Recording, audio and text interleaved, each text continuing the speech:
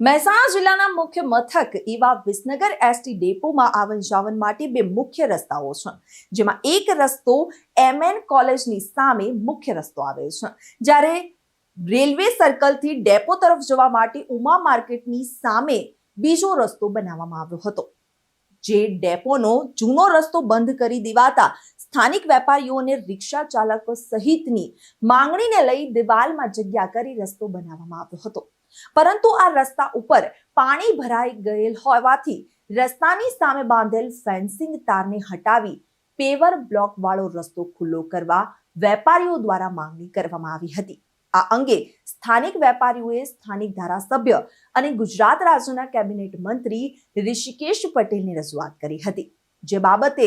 આજે શનિવારે ST bus station ખાતે આરોગ્ય મંત્રી રૂબરૂ મુલાકાત કરી હતી અને વેપારીઓના પ્રશ્નો સાંભળ્યા હતા। આ બાબતે ડેપો મેનેજર સાથે ચર્ચા વિચારણા કરી હતી અને વેપારીઓને આ બાબતે વહીવટી તંત્ર સાથે વાતચીત કરીને યોગ્ય કાર્યવાહી કરવામાં આવશે તેવી હૈયા ધારણા આપી હતી। આ અંગે આજે વિસનગર ખાતે આવેલા ધારાસભ્ય કાર્યાલય ખાતે મંત્રી ઋષિકેશ પટેલે વેપારીઓ અને એસટી ડેપો મેનેજર સાથે આ બાબતે ચર્ચા કરી હતી। વિસનગર ડેપોની અંદર પહેલા જે માર્ગ ઉપરથી બસો આવતી હતી એ માર્ગ સાંકડો થતા તેમજ રિક્ષાઓ ઊભી રહેતા આપણે MN સાયન્સ કોલેજ છે એ તરફી આપણે મોટું ઓપનિંગ કરી અને બસોની આવાજાહી માટે આપણે માર્ગ ઓપન કર્યો હતો। લગભગ એને પણ ઘણો સમય થયો, પરંતુ આ બાજુનો જે માર્ગ છે એ બંધ થતાં આપણે ત્યાં આગળ ઓલરેડી ત્યાં આવવા જવા માટેની વ્યવસ્થા કરી છે, પરંતુ અંદરના ભાગની અંદર જે ફેન્સિંગ મારીને એક જ જગ્યાએથી બસ સ્ટેન્ડમાં પ્રવેશ થઈ શકે એ પ્રકારની ડિઝાઇન કરી હતી।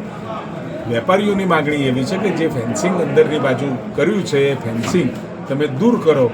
અને અહીંથી જ એન્ટ્રીઓ આપો એવી માગણી હતી, એ ઉપર અમે વિચાર કરી રહ્યા છીએ। એટલે એસટી સત્તાવાળાઓ તેમજ જનહિત અને એના ભવિષ્યની અંદર એના શું ઇમ્પ્લિકેશન્સ આવશે એ બધું વિચાર્યા પછી નિર્ણય લઈશું। રિપોર્ટર વસીમ મંસૂરી સાથે પ્રકાશ સોની, ચક્રવાત ન્યૂઝ, વિસનગર।